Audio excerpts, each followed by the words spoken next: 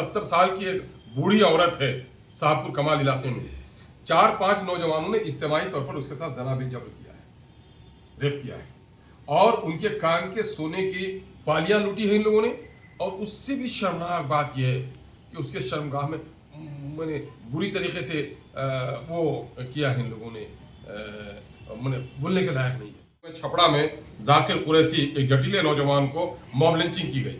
6-7 आदमियों ने उसको दिन दहाड़े कुचल कर बांध कर पीट कर मार डाला। दुल्हिन बाजार थाना क्षेत्र में लाला भतसारा गांव है और वहां पर एक 13 साल के बच्चे को ईंट से कुचल कर मार दिया गया और सुबह में लोगों को पता चला कि वहां एक झाड़ी में बगीचे में लाश फेंकी हुई है और पुलिस अभी तक किसी भी अपराधी को नहीं पकड़ पाई। देखिए, मामला सिर्फ एक दुल्हिन बाजार का नहीं है। मासूम अरमान दुल्हिन बाजार के करीब के थाना के अंतर्गत का लड़का है, 13 साल। उसके कुचलकर मार डालने की खबर आई है और ये भी खबर मिली है कि पुलिस अब तक किसी को गिरफ्तार नहीं की है, अननोन एफआईआर हुआ है। उससे पहले आप लोगों को मालूम होगा कि बिहार में लॉ एंड ऑर्डर की सूरत हाल कितनी ख़राब होती जा रही है और किस तरह से क्राइम बढ़ते जा रहे हैं, कम्युनल हेट्रेड किस तरह बढ़ता जा रहा है। पिछले दिनों में छपड़ा में जाकिर कुरैशी एक जटिले नौजवान को मॉब लिंचिंग की गई।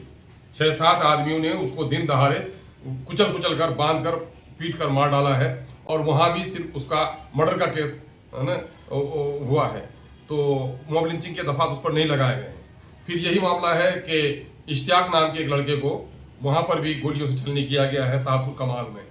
और यही नहीं बल्कि आज हम लोग ये additional chief secretary department home से आज हम लोगों ने मुलाकात की है बिहार के इसी किस्म की सूरत हाल पर कि बिहार में कम्युनल हेट्रेड को बढ़ाने के लिए, जो आपसी सौहार्द को बिगाड़ने के लिए यहाँ पर बहुत सारी एजेंसियाँ काम कर रही हैं।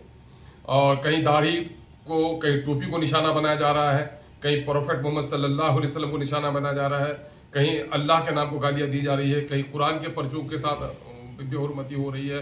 भोजपुरिया गीत में जुमाना अल्फाज बने, डुअल मीनिंग शब्दों का प्रयोग करके नफरत फैलाई जा रही है। अररिया में 2 कस्टोडियल डेथ हो गया है। पूरे बिहार में लगता है कि लॉ एंड ऑर्डर नाम की कोई चीज़ बाकी नहीं रह गई है। और उस पर जो इस तरह से सोशल साइट पे जो नफरत की सौदागरी हो रही है, मैं कह रहा हूँ कि देखिए, आग वैसे नहीं लगती, पहले बारूद बिछाई जाती है, फिर कहीं चिंगारी सुलगाई जाती है। तो गोया बिहार में बारूद बिछाने का काम, ये शायद इलेक्शन करीब है उसके जरिए से, सोशल मीडिया के जरिए से फैलाई जा रही है।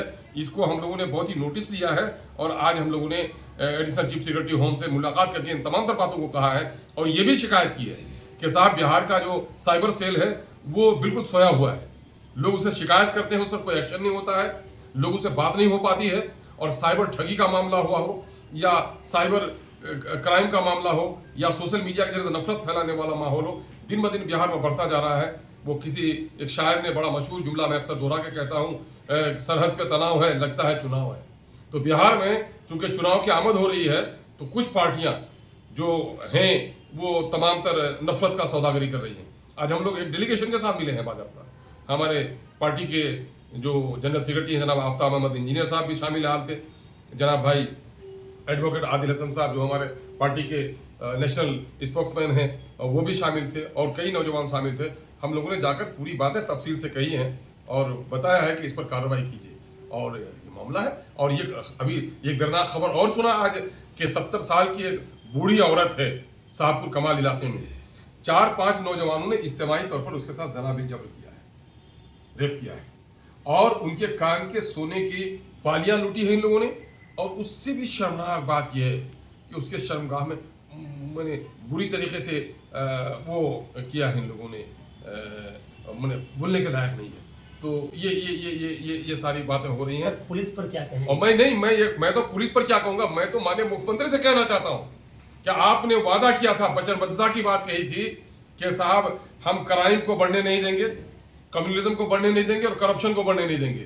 तो करप्शन पे तो आप काबू पा नहीं रहे हैं, लेकिन ये इंसानी जिंदगी, वो उसकी कोई कीमत ही नहीं है, वो जिंदगियां बर्बाद हो रही हैं और उस पर आप काबू नहीं पा रहे हैं।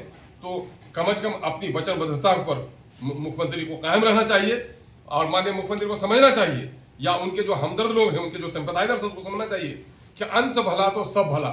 ये आखिरी पारी खेल रहे हैं माननीय मुख्यमंत्री जी। और इस वक्त अगर उन्होंने अपने वचनबद्धता का सबूत नहीं पेश किया और इन चीज़ों पर रोक नहीं लगाया और बिहार को जलाने वालों के हाथों के हवाले किया तो फिर इतिहास कभी उनको माफ नहीं करेगा।